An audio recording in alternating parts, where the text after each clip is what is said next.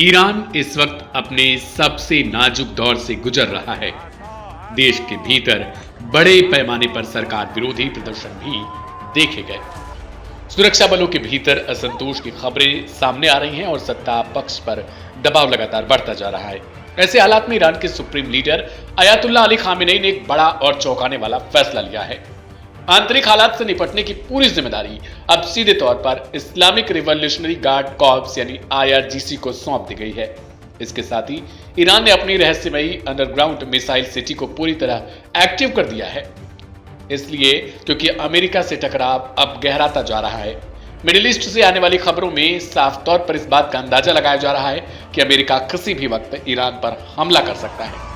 इसे सिर्फ आंतरिक सुरक्षा की तैयारी नहीं बल्कि बाहरी टकराव के स्पष्ट संकेत के तौर पर भी देखा जा रहा है। ईरान की मिसाइल सिटी उसकी सैन्य ताकत का सबसे खतरनाक और गोपनीय चेहरा मानी जाती है। ये अंडरग्राउंड ठिकाने पहाड़ों के भीतर बनाए गए हैं जहां से बैलिस्टिक और हाइपरसोनिक मिसाइलें किसी भी वक्त लॉन्च की जा सकती हैं।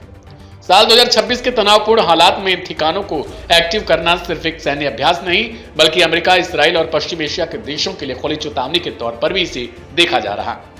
इन ठिकानों की सबसे बड़ी ताकत यह है कि इन्हें सैटेलाइट से ट्रैक करना बेहद मुश्किल होता है और यहां से अचानक हमले की क्षमता ईरान को रणनीतिक बढ़त देती है।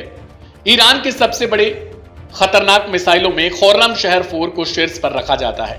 BBC समेत कई अंतर्राष्ट्रीय मीडिया रिपोर्ट्स बताती हैं खुर्रम शहर 4 की रेंज 2000 किलोमीटर से ज्यादा है और यह हाइपरसोनिक स्पीड से उड़ान भरने में सक्षम है। इस मिसाइल की सबसे बड़ी ताकत इसका भारी वॉरहेड है जो करीब 1500 किलो तक हो सकता है। 2025 में इसके सफल परीक्षण के बाद इसे इसराइल के लिए सीधे खतरे के तौर पर देखा जाने लगा। इसके बाद आती है फतेह 2 की बारी, जिसे ईरान की पहली हाइपरसोनिक मिसाइल माना जाता है। इसकी रफ्तार मैक 15 तक बताई जाती है, यानी आवाज की गति से कई गुना तेज। इसकी रेंज करीब 1400 किलोमीटर है और इसकी स्पीड इतनी अधिक है कि मौजूदा मिसाइल डिफेंस सिस्टम के लिए इसे रोकना बेहद मुश्किल माना जाता है। 2024 में सफल परीक्षण के बाद इसे मिसाइल सिटी में तैनात किया गया। सेजिल 2 ईरान की रणनीतिक ताकत का एक और अहम हथियार है।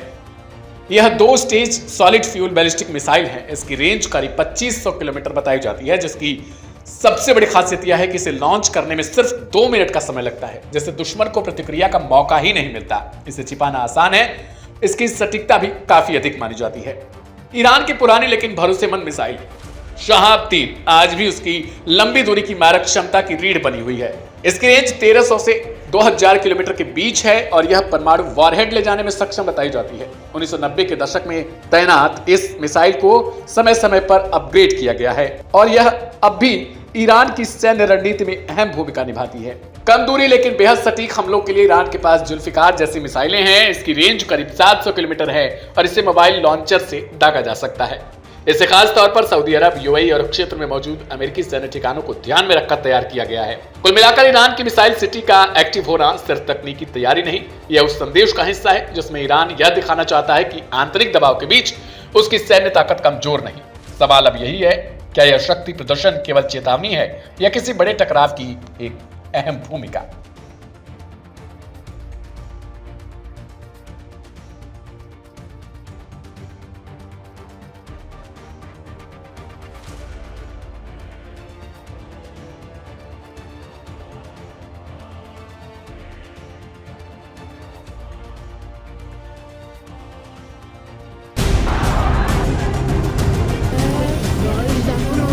ईरान में सत्ता विरोधी प्रदर्शनों के कारण अमेरिका और इसराइल की नजर गड़ चुकी है। वहीं दूसरी ओर अमेरिका में खुद विरोध प्रदर्शन बढ़ते हुए देखे जा रहे हैं। एक तरफ तेहरान की सड़कों पर सरकार के खिलाफ गुस्सा उबल रहा है तो दूसरी तरफ वॉशिंगटन से लेकर मिनियोपोलिस तक अमेरिकी राष्ट्रपति डोनाल्ड ट्रंप की प्रतिक्रियाएं वैश्विक राजनीति में एक दिलचस्प और विवादास्पद तुलना को जन्म दे रही हैं।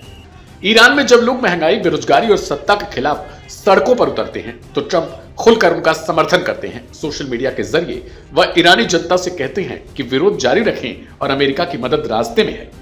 डोनाल्ड ट्रंप यह संकेत भी देते हैं कि अगर ईरान की सरकार प्रदर्शनकारियों पर सख्ती दिखाती है या कार्रवाई करती है तो उसे इसकी भारी कीमत चुकानी पड़ेगी। यानी ईरान में सत्ता विरोधी आंदोलन ट्रंप की नजर में लोकतंत्र और आजादी की लड़ाई बन जाता है।